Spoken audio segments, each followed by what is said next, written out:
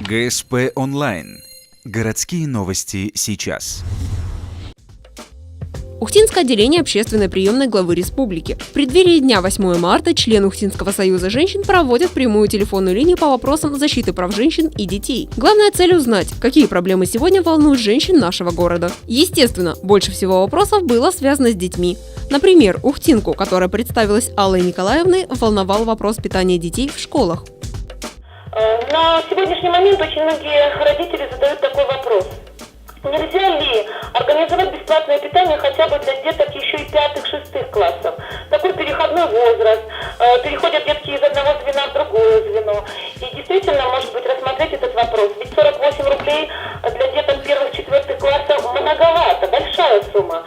Может быть, как-то рассмотреть вопрос где-нибудь на администрации города и посодействовать родителям. Все будут за. Спасибо, что вы так переживаете за детей. У вас очень хорошие два предложения. И для 5-го, и если это возможно, снизить, может быть, действительно, мы знаем эту проблему, что много очень приходится накрывать на завтрак, на сумму, которую вы сегодня озвучили. Но мы знаем, что вообще было предположение с 1 по 11 класс питать бесплатно, но в связи с тем, что оборудование школьное очень ветхое и о том, что не хватает у нас штатных единиц поваров, поэтому вот, наверное, первый критерий, что оборудование ветхое, поэтому приостановили питание с 1 по 11 класс, но программа модернизации идет, и она уже завершается, на оборудовании столовых. А вот вопрос мы, наверное, давайте вот обсудим, чтобы, может быть, питание и для 5 классов.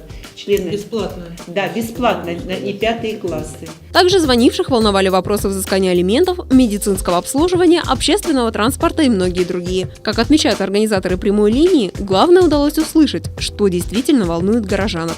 А здесь мы хотели послушать, чем интересуются женщины, чем интересуются, может быть, пожилые женщины. Но больше всего сегодня вопросов прозвучало от многодетных мам, которые обеспокоены вопросами здорового питания, которые обеспокоены вопросами сохранения экологии в нашем городе, льготным поступлением детей, опекаемых, потому что такая норма новая появилась в законодательстве.